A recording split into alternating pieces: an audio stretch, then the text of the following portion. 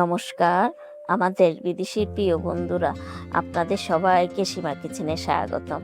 আশা করি যে যেখানে যে অবস্থা আছেন ভালো আছেন, সুস্থ আছেন। আজ আর একটা নতুন রেসিপি নিয়ে হাজির হলাম। আজ রান্না করব খেজুর গুড়ের পায়েস। এর জন্য এখানে আমি আগে 1/2 লিটার দুধ নিয়ে নিয়েছি, এখন আবার 1 লিটার দুধ সাথে দিচ্ছি। আমি মোট 1.5 লিটার দুধ দিয়ে রান্না করব আজকে পায়েস।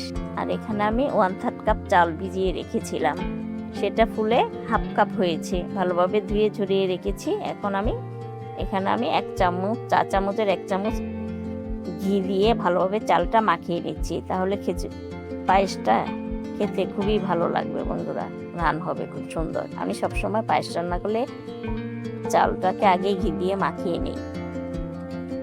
এখন আমি ভালোভাবে দুধটাকে জাল করে নেব। দুধটা ভালোভাবে জাল করে নিয়েছি। আমি প্রায় 10 মিনিটের মতো জাল করেছি। এখন আমি দিয়ে দিলাম চালগুলো।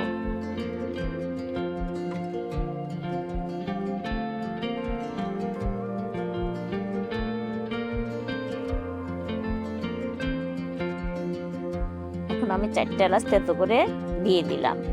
প্রিয় বন্ধুরা, এই পর্যন্ত যারা লাইক দিতে বলে গেছেন, প্লিজ একটা লাইক দিয়ে নিন। আমি এইভাবে ঢেকে ঢেকে রান্না করেছি, চুলার আঁচটা কমিয়ে দিয়ে আধা ঘন্টা। মাঝে মাঝে নেড়ে দিয়েছি ঢাকনাটা উঠিয়ে উঠিয়ে।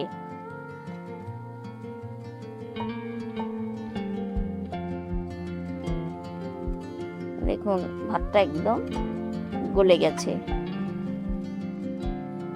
এই অবস্থায় আমি গুঁড়ো দুধ দিয়ে দিলাম 1/2 কাপ।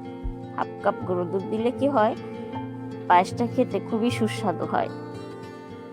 আপনারাও দেওয়ার চেষ্টা করবেন। যারা সব সময় এসে আমার পরিবারে আমার সুন্দর সুন্দর কমেন্ট করেন, আবার ভিডিওগুলো ফুল দেখেন, আপনাদের জন্য রইল অনেক কৃতজ্ঞতা ও ভালোবাসা। আমিও সবার পরিবারে গিয়ে সবার প্রথমে লাইক দিয়ে সবার ফুল ভিডিও দেখি। এখানে আমি কিছু পেস্তা বাদাম কুচি করে রেখেছি, সেটা দিয়ে দিলাম। এখানে দিয়ে দিলাম কিশমিশ কিছু। এখানে পেস্তা বাদাম ভালোভাবে ছুলে আমি কুচি কুচি করে নিয়েছিলাম, সেটা দিয়ে দিলাম। এখন ভালোভাবে নেড়ে চেড়ে নিচ্ছি। 1 চিমটি লবণ দিয়ে দিলাম। লবণটা দিলে মিষ্টির ব্যালেন্সটা ঠিক থাকবে, সেই কারণে।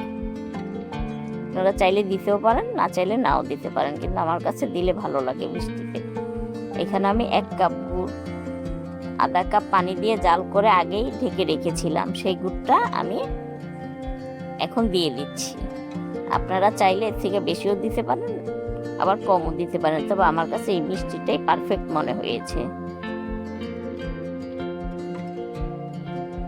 এখন আমি আর 5 মিনিটের মতো জাল দেব। 5 মিনিট জাল দেওয়া হয়েছে। চুলার আঁচটা কিন্তু কমানোই ছিল।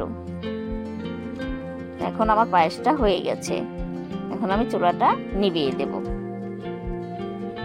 তারপর আপনাদের পরিবেশন করে দেখাবো। দেখুন আমি কিছু পেস্তা বাদাম, তারপর কাঠবাদাম, কিশমিশ দিয়ে সাজিয়ে নিয়েছি পায়েস।